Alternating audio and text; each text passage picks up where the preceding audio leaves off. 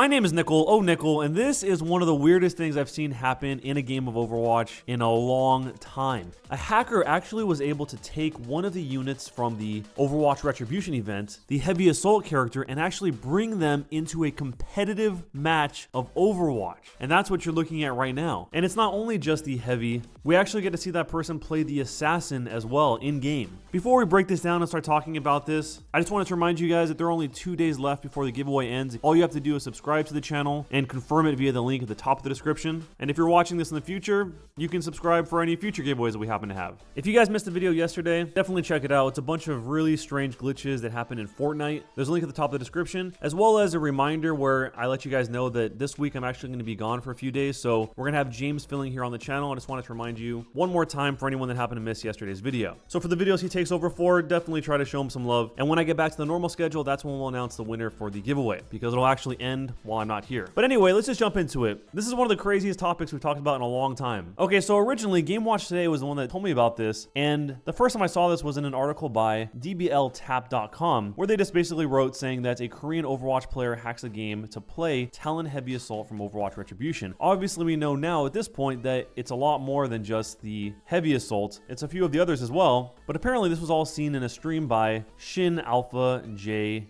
Hyun. I don't think anyone at this point knows exactly how this guy pulled this off, how he was able to actually get this into not only just a custom game or a game that's offline on a private server or something like that, but actually into the live servers on a competitive match without anything stopping him. I mean, hopefully not everyone figures this out and then you get every game filled with Talon Retribution characters, because that might be kind of frustrating, especially if some of them are as overpowered as they're intended to feel. So it's kind of hard to tell exactly how much health and exactly what's happening, but it looks like just from the video that they pretty much have the exact same abilities as you see in the Retribution event. I mean, the Heavy is using both guns, walking around slowly, and presumably has a ton of life just like he actually does in the event. And that makes me think that maybe these units were designed just the same way they design normal heroes. Otherwise, how would it be possible for him to be able to play it? And that makes me wonder, is there some kind of UI on the other end of those Talon units? Like, are they able to see what their shift, their E, and everything else is laid out as? Obviously, I don't think they'd have an F1 to explain it to you or anything, but maybe they would have some kind of actual built-in commands. And who knows what the original reason for that was? Maybe it was for testing, or maybe it just needs to be built that way for it to work in the first place. So it actually goes beyond just the Heavy and the Assassin from the Retribution event. We also see over the course of this match that we have units from the Uprising event as well. The two-legged one, which I believe is referred to as the Slicer, and even the Detonator, that gigantic, slow-moving unit that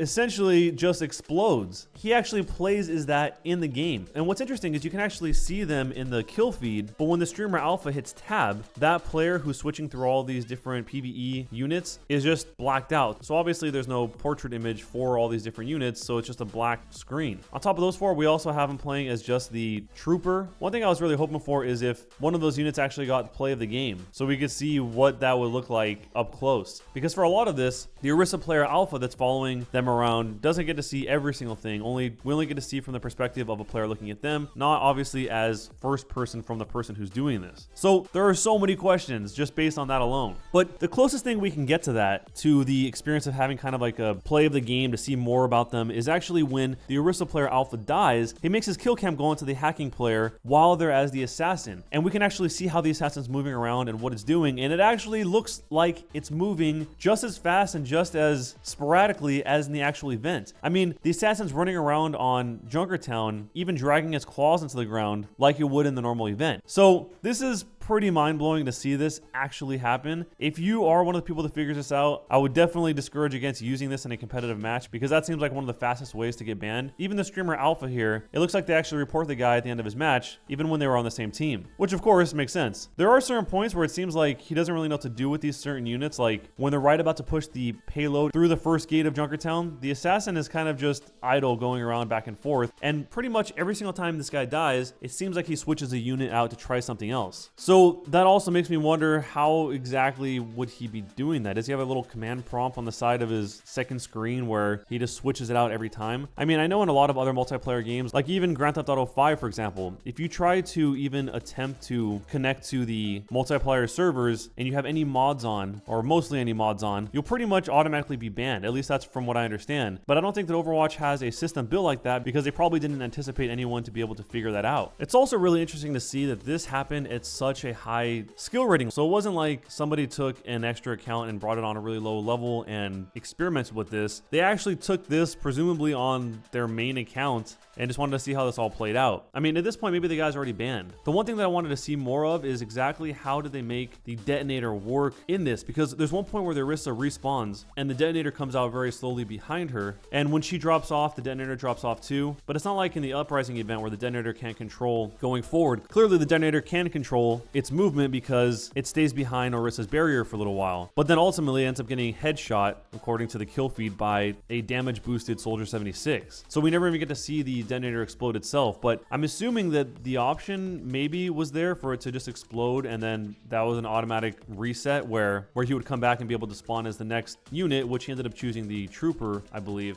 And obviously, as you would expect, they ended up winning this game. I don't think there was any way for the other team to really have a chance, even if the units weren't necessarily overpowered. The fact that every single time this person died, they came back as a totally different hero that the other team had never played against in a competitive setting, obviously must have been very confusing. So I ended up going back through this footage just out of sheer curiosity, trying to notice any details I saw here. And when they start the attack on Junkertown in the beginning, from what I see here, it seems like Alpha didn't see that player select any hero at all, and he didn't even know what hero that player chose until Alpha died for the first time. So as soon as Orisa goes down, out of the corner of the screen, you can see a flash on one side, and that flash ended up being the Reinhardt-like charge of the heavy assault. So the first time you actually get to lay your eyes on what's even happening here is from the perspective of the Orisa being dead, watching the Ana heal the heavy assault. So the reason I bring that up is it makes me wonder if there is some kind of lengthy process it takes this person to set up and choose their hero, since they're obviously not doing it, or presumably not doing it, through the normal hero selection screen.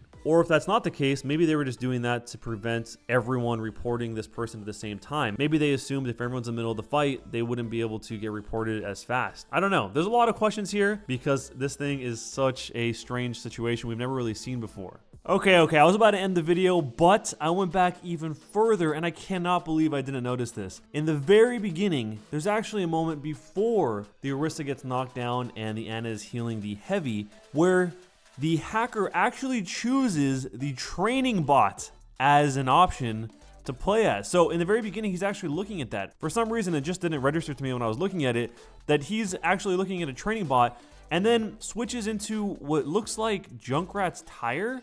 So I don't even understand what the parameters are here.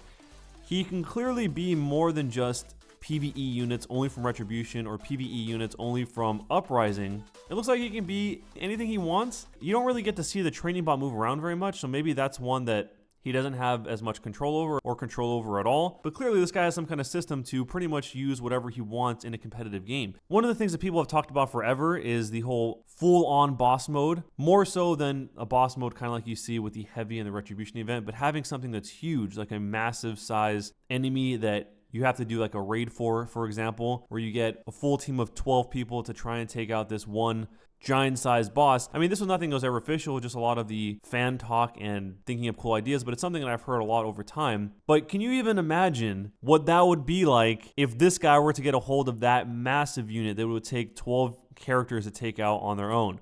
I feel like that would be pretty insane.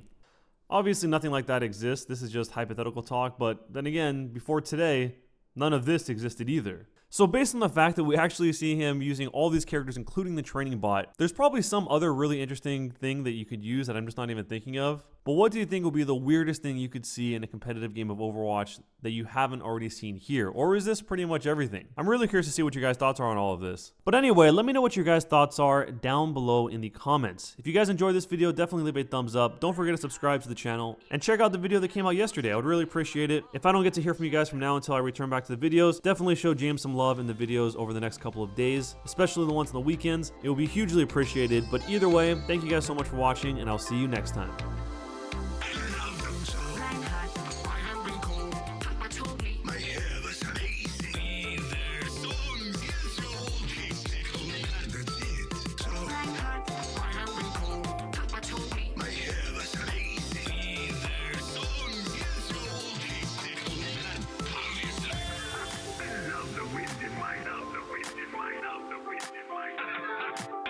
The wind